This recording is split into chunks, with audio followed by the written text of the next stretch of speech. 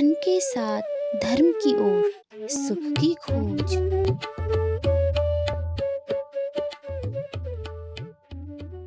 सत्कर्म सूचको नूनम ज्ञान यज्ञ स्मृतो बुधो।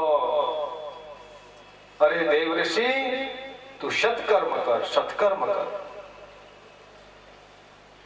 जब आकाश के द्वारा ये वाणी सुनी तो देवर्षि नारद स्वयं में विचलित हो गए कि सत्कर्म क्या है, कौन सा सत्कर्म करूं। मैंने गीता जी की पाठन किया है, अर्थात पाठ किया है, वेदों की ऋचाओं का पाठन किया है, जो व्रत उपवास मैंने किया, तपस्या किया, उसका भी मैंने संकल्प छोड़ा है। उसके प्रभाव से ज्ञान वैराग्य जवानी ना पा सके तो मेरी कुछ समझ में नहीं आता सत्कर्म क्या है। वैसे ये गहरा शब्द है, सत्कर्म और अकर्म। देव ऋषि गीता जी का पाठ सुनाते हैं ज्ञान वैराग्य के लिए, वेदों की ऋचाओं का पाठन करते हैं, और यहां तक की स्थिति है कि जितना भी उन्होंने व्रत उपवास आदि किया उसका सबका संकल्प छोड़ दिया।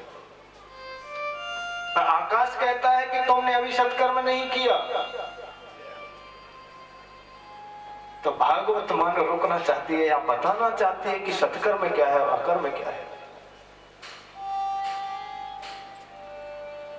दृष्टि जाती है हमारी अष्टावक्र गीता की ओर। अष्टावक्र महामुनि महाराज जनक के लिए इसी प्रकार का बोध कराना चाहते हैं,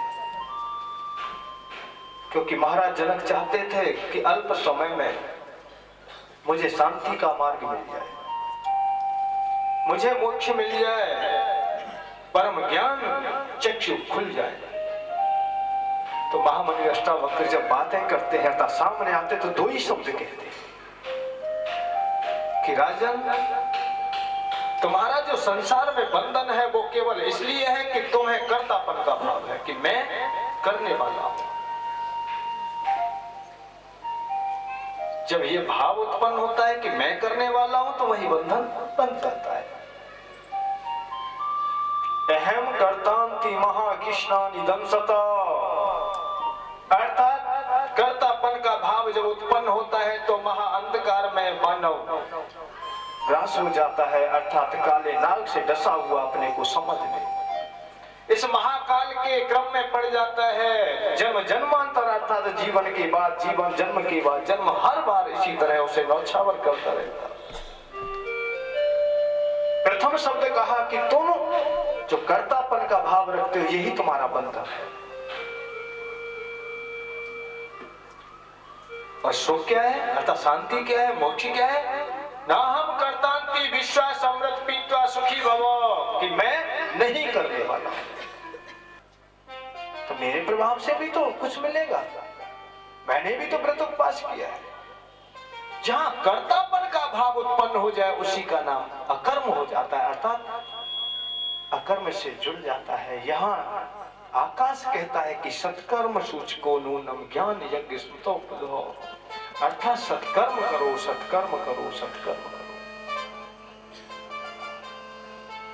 जहां कर्तापन का भाव आ जाए वही अकर्म है। ऐसा नहीं कि फल की प्राप्ति नहीं, फल की प्राप्ति होगी, पर फल आज मिल रहा है, तुम्हें सुख सुविधाएं मिली है, धन मिला, संपदा मिला, ऐश्वर्य मिला, हो सकता है वो कल छिन जाए। स्वर्ग स्वल्प अंत दुखदाई, अर्थात आज स्वर्ग मिला है तुम्हें, कल वो जाने वाला होगा। आज धन मिला है तुम्हें, कल वो जाने वाला होगा। प्रकृति का संग है आज, कल छूटने वाला है। आज देह मिली है तुम्हें, कल जाने वाली है। स्वर्ग स्वल्प अंत दुखदाई, यह तन कर फल विषय न भाई, अर्थात विषयों के लिए तन की रचना नहीं।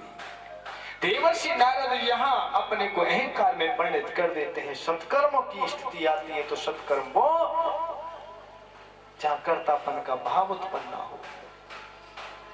या इस भागवत में ये दो ही शब्द चलते हैं, कर्म और अकर्म, अर्थात सत्कर्म और विकर्म। एक जगह तपस्या की बात है, व्रत की बात है, एक जगह कुछ करना ही नहीं है, अपने को उड़ेलना है, केवल समर्पण करना है। कल एक उदाहरण आया था सामने कि हनुमान जी करते कुछ भी नहीं, अपने को केवल उड़ेलते हैं, अपने को नौछावर करते। जब माता जी के सामने गए तो आंखों में आंसू भर आए कि मां तू नु मत सत्य शपथ करुणा निधान की। हे मां मैं सत्य कह रहा हूं, हृदय से कह रहा हूं, उड़ेल के कह रहा हूं, बनावटी नहीं कह रहा, दोनों हाथों को ऊपर करके कह रहा हूं। जो उड़ेलता है अर्थात कर्तापन का भाव नहीं रखता, अपने को जिसने भी उड़ेला उसे सब कुछ मिलता। यही सत्कर्म आता है। माता अपने शिशु का पालन करती है, नहीं थोप दी कि मैं तुझसे तेरा पालन करती हूं या तेरा ऐसा करती हूं, सदैव दुलार ही करती रहती है। भगवान भी भक्ति की धारा भी उसी भांत बहाना चाहते हैं। भगवान श्याम सुंदर की जब भक्ति की जाती है, भागवत श्रेष्ठता पाती है, तो यहीं से पाती है कि बाल कृष्ण भगवान की भक्ति की जा रही है, लड्डू गोपाल की भक्ति की जा रही है। सवाल सुनाती है कि लाला सो जा, कभी खिलाती है, कभी पिलाती है, परंतु एक बार भी ये नहीं थोपती कि मैं तेरे लिए कुछ कर रही हूं। परंतु व्रत रहने वाला थोपता है कि मैंने तेरे लिए उपवास किया है, 16 सोमवार हो गए, उद्यापन भी करता हूं, अर्थात अंत में लिख के रजिस्टर में और रख दूंगा कि मैंने उद्यापन भी किया, एकादशी व्रत किया है, वर्षों किया है, ये भी गिनती कर लिया था, गणना कर ली है। धन के साथ धर्म की ओर सुख की खोज।